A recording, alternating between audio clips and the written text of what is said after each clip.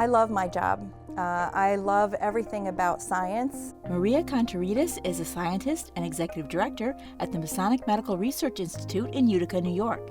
It's a research facility that focuses on neuroscience, cardiology, and autoimmune diseases. What got me interested in science was starting really in classical archaeology.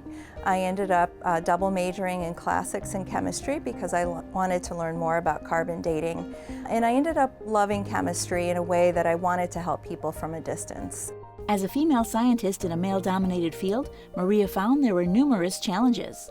Science was and remains, I think, very much a man's world, especially in cardiology. I think that has slowly changed over time, but certainly when I was starting out, I was the only female in a lot of situations. Certainly the only female who was assertive, otherwise known as aggressive sometimes.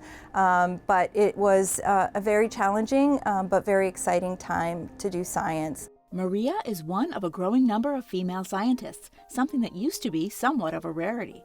But thanks to Maria and others like her, more women are finding rewarding careers in science. So I love to mentor young women. I think it's an important aspect of the job to be able to recruit and build women's careers. I'm very excited at what potential they have to be successful in the future, and they themselves then take on mentorship and leadership roles. I was always really interested in knowing why things were the way they were as a child. I didn't really have an easy time academically. I actually dropped out of high school at 16 without graduating, and I was really quite lost in what I was going to do with my life. So I enrolled in the local community college and I studied applied sciences there. So I then went on to study immunology at the University of Edinburgh, and then I did my PhD at the University of Aberdeen in autoimmune diseases. So I was the first person in my family to get a degree.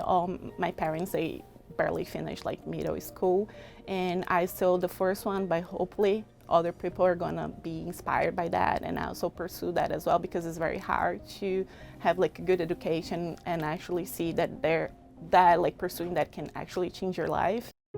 Coming up through the ranks, women scientists frequently deal with discrimination and intimidation. So there was one incident I had during my PhD where I was speaking to someone at a conference and I overheard a senior male academic say to someone else, "University wasn't made for people like her." And that was really upsetting to know that someone you look up to thinks less of you because of things that are completely outside of your control. And it was at that point I'm a little bit petty, where I kind of stood there and I went, I'm going to do it, and I don't care what you think of me or what you say to me, this is on me. Discrimination is only one obstacle frequently facing women entering the field of science. Economics and logistics often factor in. Yeah, I think the first and the biggest one, thinking like how Brazil is, was the financial, because my family, they didn't have any, they were working for the minimum wage, and having a daughter saying that she wants to go to college, and it was a full-time as well, and it means one less person in the house working to support. So I think that one was the first and the main one. Women have discovered that they can play a pivotal role in the progress and sustainability of the world through science, technology, and innovation. They're helping to change the stereotypes that have restrained women in many types of workplaces, not just science. I see that the women today are much more likely to take on leadership roles.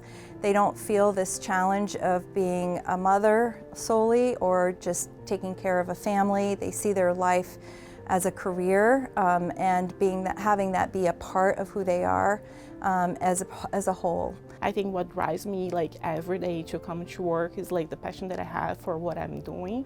I love to see something for the first time and being the first one, and think how that knowledge or that experiment result is going to correlate with other results we have in the lab. I expect the coolest job in the world.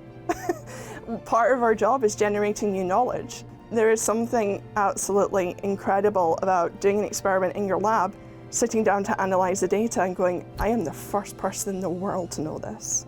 And that is really inspiring and touching and also humbling.